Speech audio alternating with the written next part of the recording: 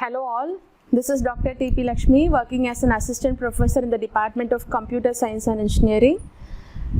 This is the second topic of your Unit 5. Okay, so previously we seen what is distributed shared memory and what are the algorithms that what are the models that we are used in the distributed shared memory, and we seen some techniques like ordering, multicasting, all those things. So today we are going to be see about the design and the implementation issues of distributed shared memory. So already we know some challenges in the design challenges of designing the distributed system. Now we will see how we are going to implement the how we are going to overcome the implementation issues in the distributed shared memory. Why? Because this is a sharing of physical memory in all the systems, right? So instead of sharing the resources, sharing of data, that we are going to share the memory. So in that cases, some issues will be there if we are implementing this distributed shared memory. So we'll see one by one going to be covered. The first one, we are going to be see how it is going to be, the structure of the distributed shared memory is going to be taken problem, and so we should take care of all those things. If you taken care of these things, then we will implement the distributed shared memory in a right way. Okay, next one is synchronization model, consistency model, update options, granularity and thrashing. Okay, fine. So this sections I told you right already, this is going to be discussed about the design and the implementation of concerning the main features that characterize the distributed shared memory system. Okay, so what are the things that is going to be covered? I told you that structure, right? Then after the synchronization model. So what is the synchronization model? It is used to access the distributed shared memory consistently at the application level. Okay, and the next one is consistency model, right? This distributed shared memory consistency model which governs the consistency of the data values which is accessed from the different computers. And the next one is the update options. Okay, the update options. What is that update options actually? This is for communicating the written values between the computers. Okay, for example, if one person is reading and another person is writing at the simultaneously, so what will be happen?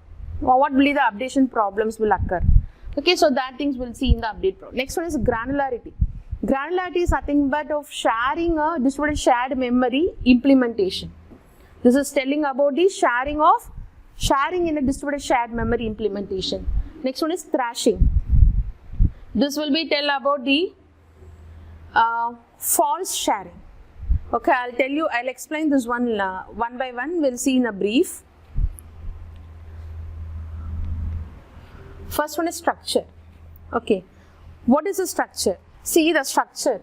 What do you mean by the structure? So it will be it defines the abstract view of the shared memory space. Structure, how the distributed shared memory structure will be. Okay, so it's going to be defined about the abstract view. Okay, how the structure will looks like. So the abstract view of the distributed shared memory, that is a shared memory space. Okay, and the structure and the granularity of the distributed shared memory systems are closely related. What are things are related? The structure and the granularity both are somewhat closely related. Okay, so for those systems that enable the client programs. Okay, if some systems that want to enable the client programs to perform the operations, okay, upon the objects. Okay, then there was only one copy of each object. Okay, so what will happen? In reality, they may be accessing different physical replicas, but in reality it will be they are accessing the different physical replicas, but in user point of view there will be only one copy of the objects. Okay, in user point of view, if we have distributed shared memory structure, you know, right? So this will be that some systems are connected in the network, right? And they are having a shared memory space in all the system, and that will be sharing. This will be sharing, right? In user point of view, in user point of view, this will be only one memory. Even though it is sharing of the memory in all the 4 devices which is connected to the network, user point of view, it is only one copy of each object. Okay, but in reality that may be an accessing of different physical replicas, and this system may guarantee that the extent of which replicas of the objects are allowed to be diverged. Okay, here we have 3 approaches. Okay, what are the 3 approaches we have in the structure? Okay, first one is byte oriented, next one is object oriented, and the next one is immutable data. Okay, first one is byte oriented. Okay, so what do you mean by byte oriented? This type of distributed shared memory is accessed as an ordinary virtual memory. Okay, that means it consists of the contiguous array of bytes. Okay, and it is illustrated by it is illustrated by the meter system that we seen in the previous video. Okay, and it allows the applications to impose whatever data structures they want shared, they want on the shared memory. Okay, so it want to be illustrate on whatever data that want to be implement, whatever data that want to be shared memory, that will be keep it here. Okay, and the shared objects are directly addressable memory locations. Each and every shared objects are directly addressable memory locations. Okay, so in practice the shared memory may be a multi-byte words rather than the individual bytes. We can say that it is having the multi-byte words rather than individual bytes. While implementing, it is having the multi-byte words. Okay, sorry, this one, byte oriented. Okay, so we'll see an example here. The only operations upon those objects. What are the operations that we can perform on the distributed shared memory? One is read and another one is write, right? So read means you are going to be load. One is read, another one is write. Okay, read means load and write means store. Only these 2 operations that we are going to be perform on the distributed shared memory.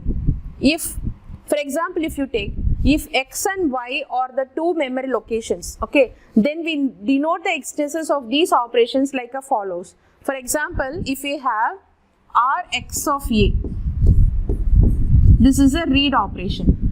That is a read operation that reads a value a from location x. The read operation that reads this is a value, read a value a from location x. Okay, next, what is wx of a then? The write operation that stores a value b, sorry, this is b. Okay, the write operation which stores the value b, okay, in the memory location x. Both are going to be stored in the same memory location x. This is the first operation is going to be read the value a and store it in the memory location x, from the memory location x. This is write the data into the location, write the value b into the location x. Okay, fine. Now we'll see an example. Wx of 1, R x of 2. So these 2 are the values, right? So we'll see now this process going to be writes the value to the location x and read the value 2 from it. Okay, some other process must have written the value to the location, the same location which is available. So this is going to be, this process is going to be write the value 1 into the location x and is going to be read the value 2 from the location x. How it is reading the value 2 from the location x? That means some other process they wrote, they entered this, they write this value 2 meanwhile. That's what it is reading the value 2. Okay, next one is object oriented. So that's all about the byte oriented. Next one is object oriented.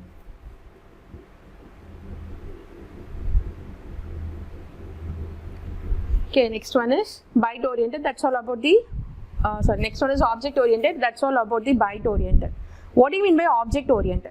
Here the shared memory is structured as a collection of language level objects with a higher level semantics than the simple read and write variables. Okay, it is having the higher level objects than the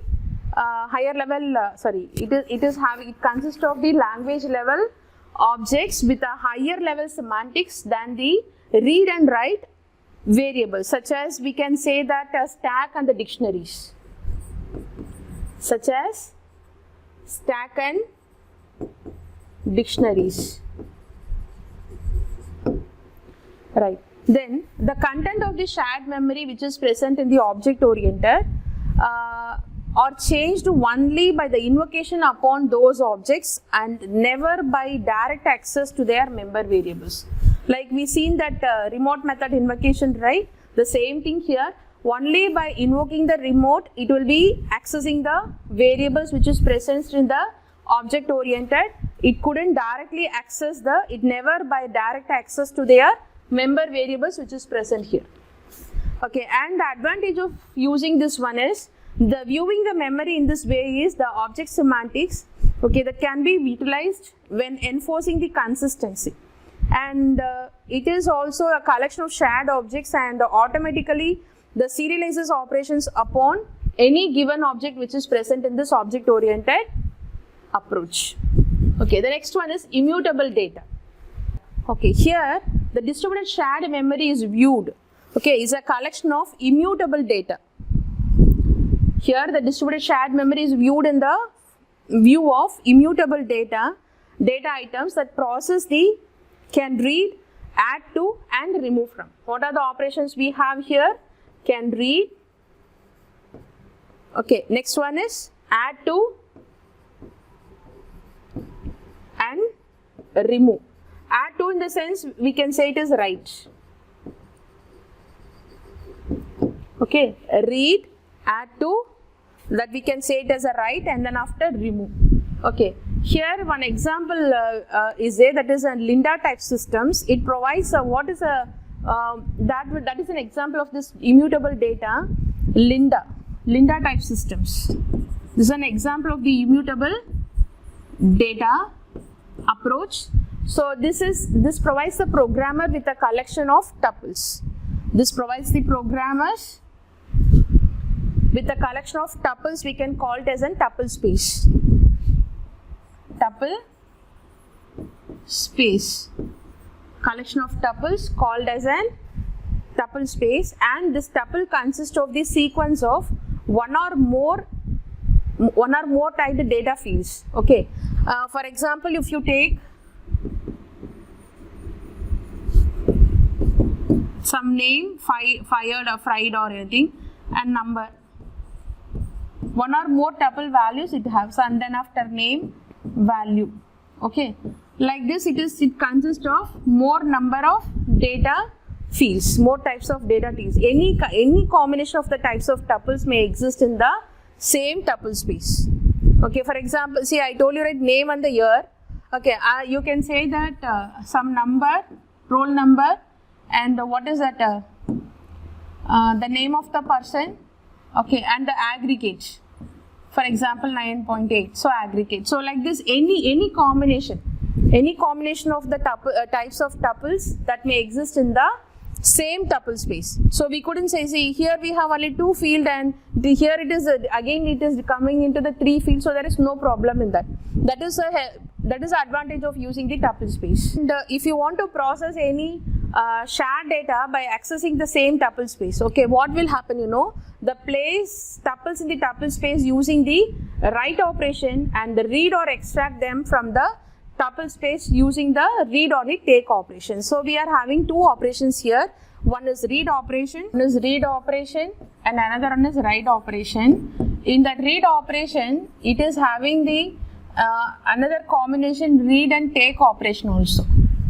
Either you can say only read operation, or we have a combination of read and take operation. Okay, so this is nothing but if any other data which is present in the tuple, which is readed and which is not going to be used hereafter, that can be removed from the tuple space. That is what take operation. Okay, the write operations as the tuple without affecting the existing tuples which is present in the tuple space. Okay, and the read operation also returns the value of one tuple without affecting the content of the tuple space. The read operation we don't have, it is not, obviously it's not going to be affect any other data in the tuple space. But here the write operation also, it won't affect the existing tuples which is available in the space. But if you come for the take operation, okay, sometimes the take operation can remove the tuple which is already available in the, for example, it is searching which one it is going to be removed. That time some one or two data fields which is combined together, instead of removing this data field, it will remove these three also. Okay, so it removes the tuple from the tuple space. Unwantedly, it removes the wanted data field also. So we should be take care in that take operation.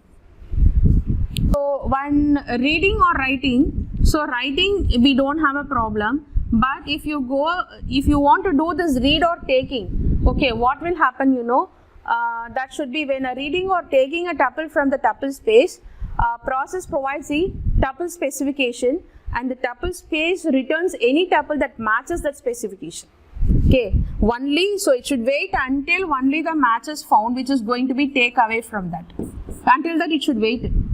Okay, this is a type of, we can call it as an associative addressing. That means we are going two together, doing a read and take together, right? So this type of operation we can call it as an associative addressing.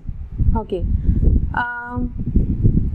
And also another type we can say that the read and the take operations both should be blocked until there is a matching tuple which is available in the tuple space. Okay, so instead of wait, you can say that it is going to be blocked. Both operations together is going to be blocked until it found the matches. It found the matches, then the particular data will be taken away from the data field. Okay, so that's all about the structure. Next one is synchronization model. Next one is synchronization model. Next, the second topic is synchronization model. Distributed synchronization services. Distributed synchronization services that needs to help applications to apply the constraints concerning the values in the DSM. We are going to keep some constraints over that variables. Okay, to avoid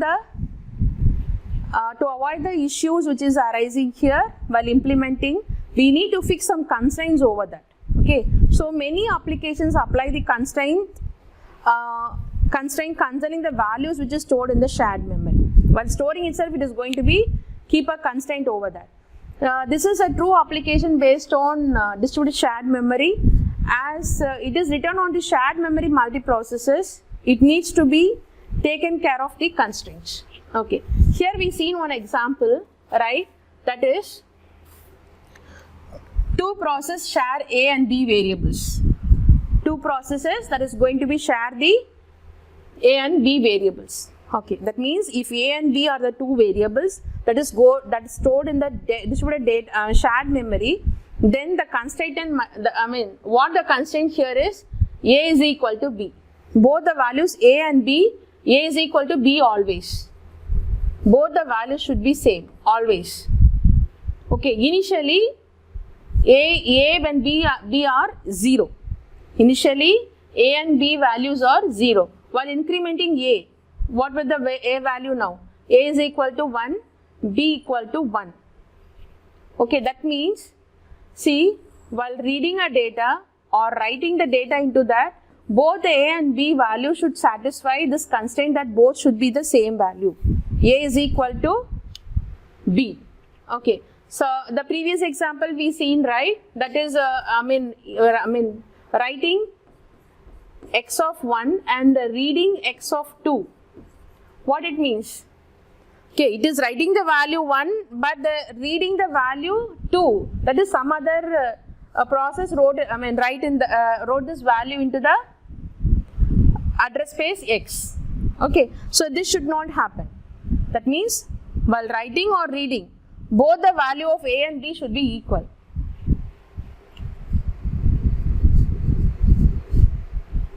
Okay, that means, so you can have a knowledge now, that is, so we have a constraint, that is A is equal to B. Initially A and B value is 0. Okay, and the process 1 gets us for setting A is equal to 1. So this is the process 1. It's going to be set the A is equal to 1. Okay, before it can increment B, before it can increment the B value, the process 2 sets A to 2 and B to 1. What is that?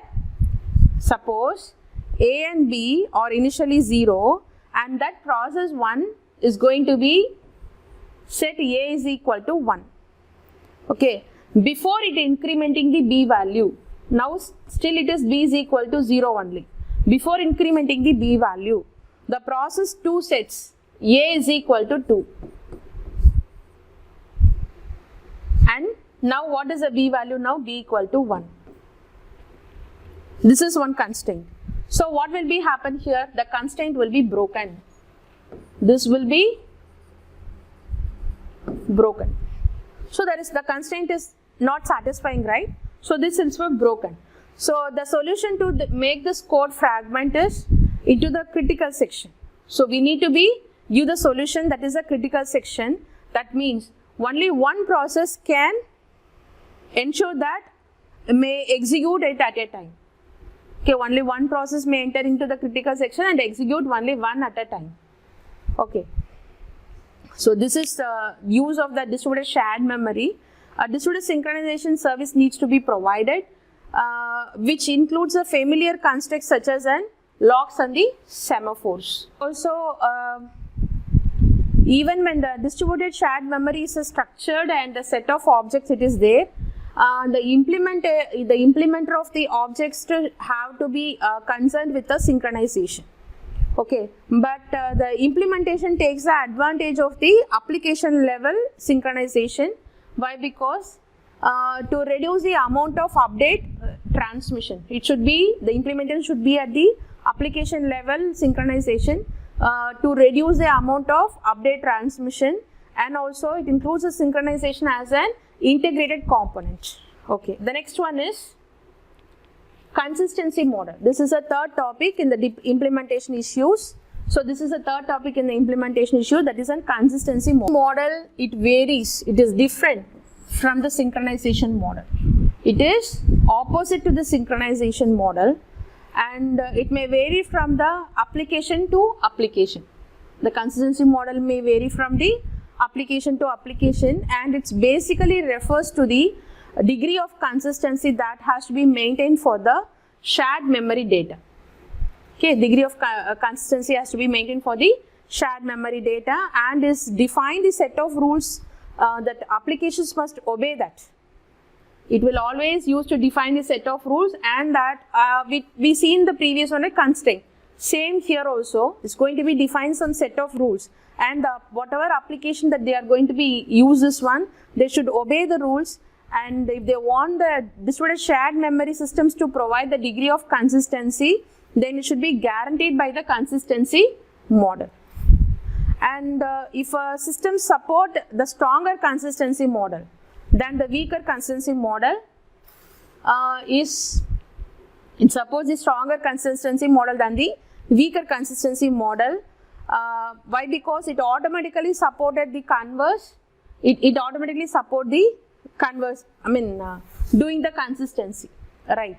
And the issue which is taking in the distributed shared memory is when the replicas, the content of the shared memory by catching it at the separate computers. So here we see an example of two processes accessing the shared variables. Okay, here also we can see an example that two processes are going to be accessing the shared variable.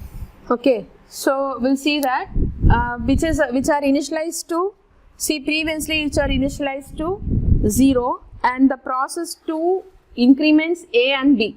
What is a process 2 operation? It is going to be increment the A and B values. And what about the process 1? Process 1 reads the value. It's going to be read the value.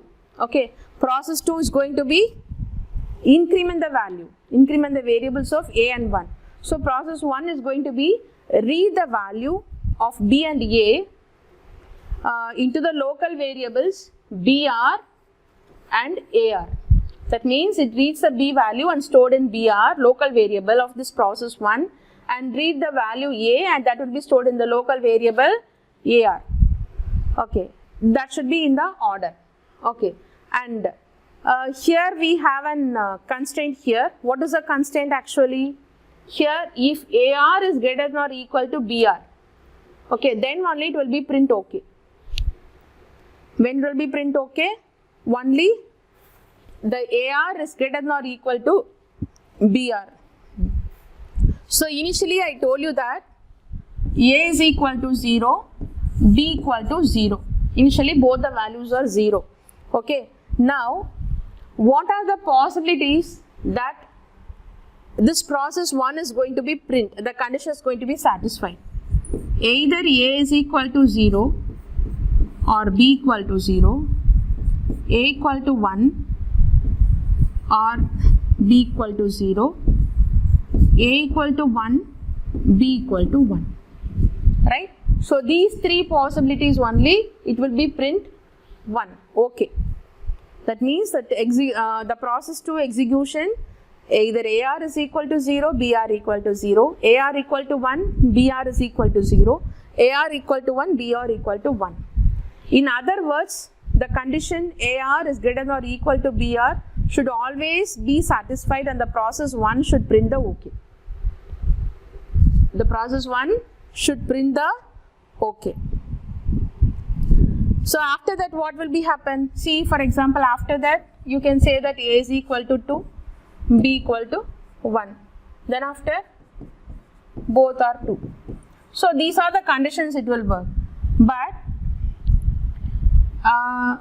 before going to increment A, if it increments B, what will happen? The condition becomes false. The DSM implementation, so always it should follow the order. If it does not follow the order, what will happen? The implementation issues will be arise. So first it should be order, that is A should update first, and then after it should be followed by the B. But here see the process 1, it reads the B first, and then after it is reading the A. Okay, reading it doesn't a problem, but while updating, that should follow an order, right? So in this case of combination, AR is equal to 0, BR equal to 1, AR equal to, so I am telling, right, so which if it is A is equal to 0, B equal to 1, what will happen? This won't be work. So it should follow the order in increment. So the reader's immediate reactions to the example, just the reader's immediate reaction is given probably than the distributed shared memory implementation, which reverses the order of the two updates, is it will become an incorrect. So always it should follow an order. That means if the process 1 and the process 2 execute together at the single processor computer, we assume that the memory subsystems was malfunctioning. If both are working in the same system, what will happen? Sometimes this error will occur. So if it is both the variables, if they are sharing from the different system, then this problem won't be arise. Okay. Next we will see the types of consistency. First one is sequential consistency, second one is coherence, and third one is weak consistency. First one is a sequential consistency. Okay, the DSM, okay, that is a distributed shared memory, okay, is said to be a sequential consistent if for any execution there is some interleaving of series of operations issued by all the processes that satisfy the following two criteria. They should follow these two criteria. Then only without issue it will be work. Okay, what is the criteria? The first one, SC1. That means the interleaved sequence of operation is such that it occurs when the sequence, when it will be occur, either the last write operations that occurs before it in the interleaved sequence. Okay, either you should consider the last write operations before entered into the sequence, interleaved sequence, or no write operations occur before entered into the interleaved sequences. Either consider the last updation of the write operation or no need to do the write operation at all. Okay, that is the first one. Second one is SC2. The order of the operations in the interleaved is consistent with the program order in which the individual client executed them. Always they should follow the order. I told you, right? They should follow the order. Okay, the shared memory system is set to, when it will be set to the sequential consistency, you know, if all the processes are following the same order. If the processor, the process which is present in the system which follows the same order, then we can say that it is a sequential consistency. For example, if you exact the order of access operations or interleaved, it doesn't matter. Okay, but if for example, if you take three operations, one is read of R1. Okay, then it is followed by the write operation, write of W1. Then after read of R2. Read of R1, write of R2, read of R2. Okay, so if you take any of the ordering, for example, R1, W1, R2, or we can say R1, R2, W1. See, like this, some combinations will be there, right? If it is any of the orderings, it is going to be taken. Okay, it will be acceptable. While it should be acceptable when you know all the process see the same ordering. They should not take all the combinations of ordering. Even though we have a possibility, they should, all the process should follow any one of the ordering in that. Okay. And also here we have a consistency requirement. Okay, the requirement that we seen, right? It should be the requirement sequential consistency model is weaker than the strict consistency model. Okay, and here the memory provides only one copy or the single copy semantics. Okay, and the sequential consistency is accepted by most of the applications. See here, we have two process 1 and process 2. Okay, so this is an example of the sequential consistency. First,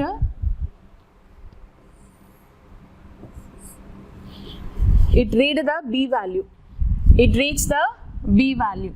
Okay, then after followed by the process 2 is writing the A value, and the A value is given here. Okay, now B value is writing and that will be update here. Okay, then after it will take the A value.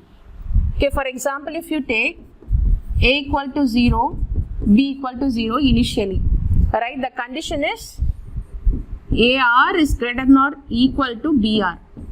Okay, so initially what is B value here? B equal to 0. Without updating, it first reads the B value. I told you, right, it should be in order. Okay, then after it is updating A equal to 1. Updating and send here. Okay, now it is updating B value. B equal to 1. Okay, after updating B, it is sending A value here. So process 1 received first B equal to 0. Right, now what is your A value? A equal to 1. After it reads the A value, then only it is updating the B value here. Okay, before, for example, if it updates before that it reads the A value, then this condition will be false. So it should follow some sequential order. That is, that type of consistency we can call it as an sequential consistency. So in the distributed system, distributed shared memory system, okay, it allows the replication of shared data items. Replications of data items will be here. Okay, and the copies of the shared data items may simultaneously be available in the main memories of the number of nodes. That will be updated by itself. And so for example, if 4 to 5 processes are there in the system, means each process updates its own value by itself, and that will be shared to the remaining process. Okay, and to solve the memory coherence problem, the consistency of the piece of shared data lying in the memory of 2 or more replications of data will be there. Even, for example, if 3 processes are there, okay, P1, P2, P3, they are sharing the variables A and B. Okay, this original value will be in, see, for example, this place it is updating, but this place it is having still the original value 0. Here even though it is accepting. See, if the person, the process 2 wants to read the original value, but here it is updated, so it can take it from here. That is what the use of the replicas. Okay, see here. So we'll see an example of weak consistency. So that's all about the coherence. Now we'll see the weak consistency.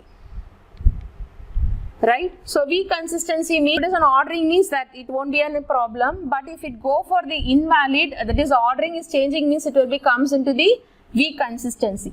See, first process 1 is writing the value x, and then after writing the value 2, and then after synchronization is taken care of. Okay, then the process 2 is reading the value 1, okay, and reading the value 2, then after synchronization. Okay, and the process 3, it read the value 2, then after 1 and synchronization, because there is no write operation is doing in between, is process in between.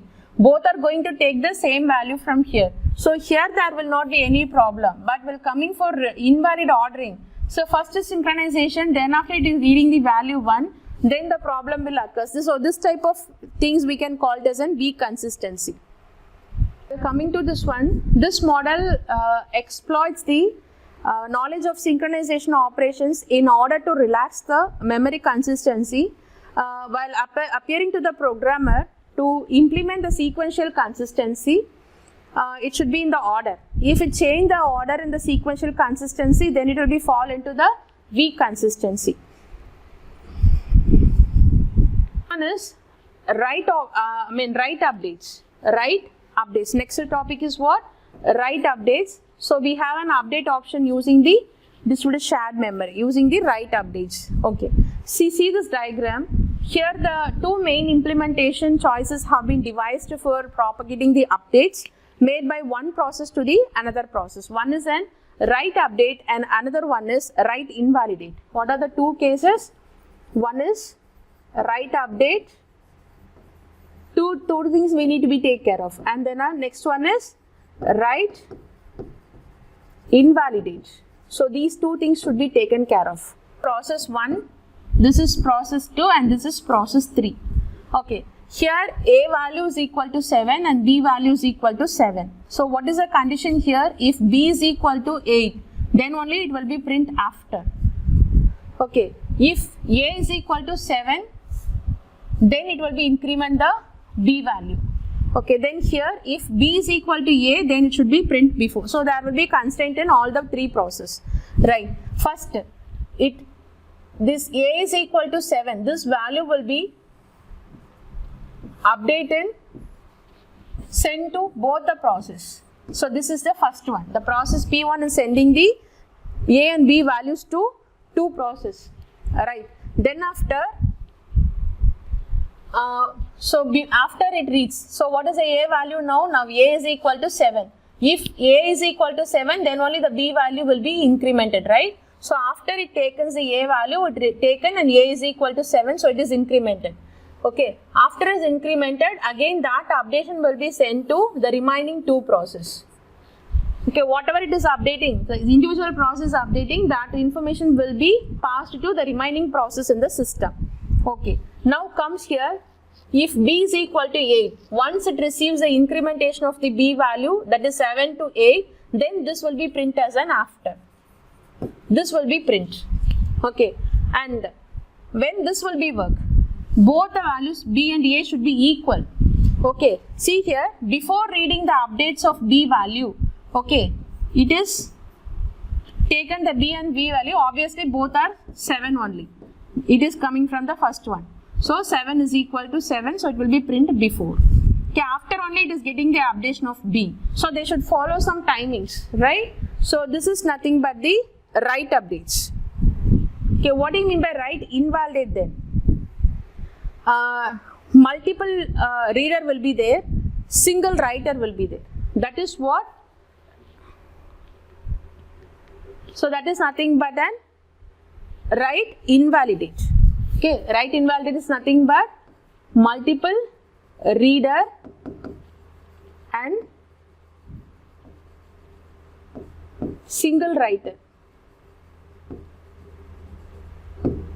But write update is multiple reader and multiple writer. Both are multiple. Both the reader side as well as the writer side sharings will be there. Okay, but if you come for the write invalidate, only multiple readers are sharing and only single writer will be sharing. So in that cases the problem may occur. Okay, that means only one person can write at the time. That means that time they couldn't update the value to the remaining process, right? Then it will become an invalidate.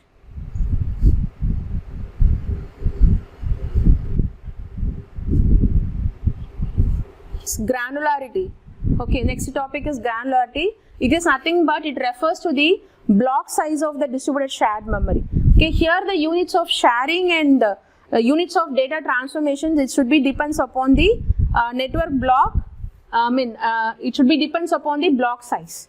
Okay, and here we have three factors. One is the factor influencing the block size selection, and one is paging overhead, and next one is a directory service. Okay, so this three will be useful in designing these three should be taken care of. Okay, while designing the distributed shared memory. And while coming to the first one, that is not much for expensive of sending the small ones, right? So it is not that much expensive, but if it sends the large packet, that will be easier in implementing this distributed shared memory than the small packets. Okay, so always it's suggested for sending the large packet of data. Okay, then next one is paging overhead. While coming to the paging overhead, the process is like for the large region of a shared address space is a smaller amount of time. So these all three factors will be speak about only the block size. So always the block size should be the larger when compared than the smaller. Okay, why? Because if it is a larger, then the distributed shared memory will be implemented easily. Okay. Next one is directory size. Here directory size also should be taken care of. Next one is thrashing. Okay, when the thrashing may occur? It occurs several processes complete of the same data item or falsely share the data items. Okay, well now we are speaking about the distributed shared memory. Okay, even though they are sharing the there are several processes sharing the same data items, right? But or we can say that it is a false shared data items. I will tell you what is a false shared data items. That is nothing but the thrashing. Okay, the larger is the block size is always higher in probability of the false sharing. I told you that the larger the data size is very good, but whenever if you are increasing a larger data size, then it will becomes the false sharing. It will lead to the false sharing problem. Okay, and the false sharing of the block leads to the thrashing problem. Okay, so we should not increase a block size that much more. Okay, and that much smaller also. It should be some medium sized block, then only the problems won't be arise. So here we have, this is one page and this is the second page, right? In the same page, okay, one variable is reading the data and one process reading the variable A, another process is writing the variable B into the same page. Okay, so this one leads to become a false thrashing. When we can, it is a false sharing, two or more process shares the parts of the page, but one in fact access the each part. For example, see here I told you the previous diagram only, that should be explained in a brief. See here, process 1 is reading the data which is in the same page, and process P2 is writing the variable B into the same page. Okay, both are in the same page. Okay, in that cases, so which process should take in, if both are read beats, we don't have a problem, but one is going to be updated, right? That time it become a problem. That means, so false read is sharing, it is not truly sharing. So in that cases, these two processes consider that they are getting the true sharing of data, but it is in real, actually they are getting the false sharing data. Original data will be there somewhere and they are getting only the false page for sharing for these two processes. Okay, this is nothing but the false sharing. When it becomes a false sharing, then it will be leads to the thrashing.